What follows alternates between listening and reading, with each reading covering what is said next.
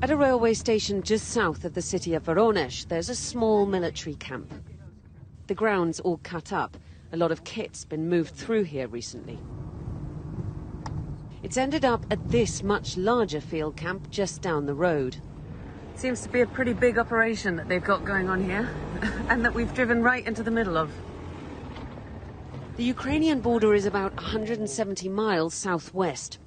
The Russian-backed separatist republics in eastern Ukraine, where there's been a pickup in fighting in recent weeks, are further south still. So it's strange to bring a lot of troops here.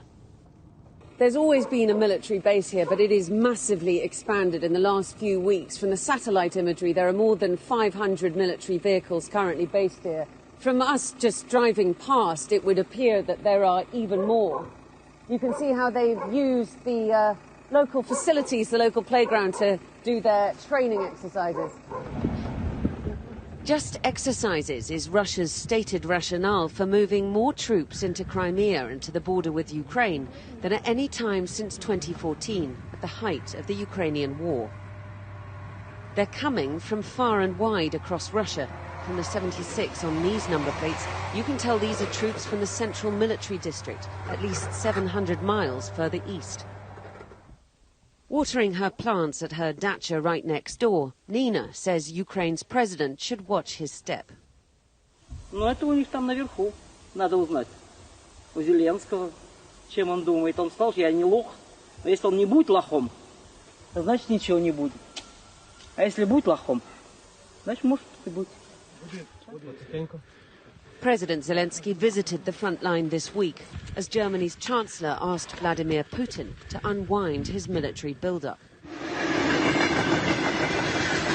Russia says what it does on its soil is its business, but has threatened the end of days if Kiev steps up what the Kremlin calls Ukrainian aggression against the separatist regions,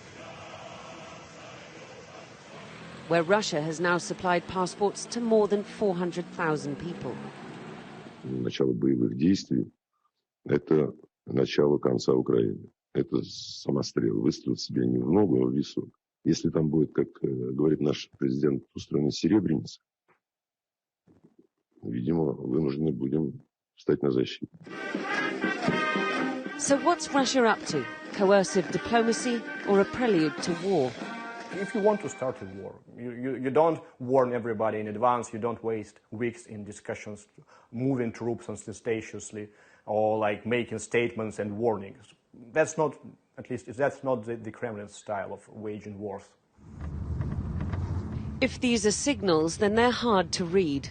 But what's clear is that Russian troops are ready for whatever the Kremlin plans. Diana Magnay, Sky News, near Voronezh, Russia.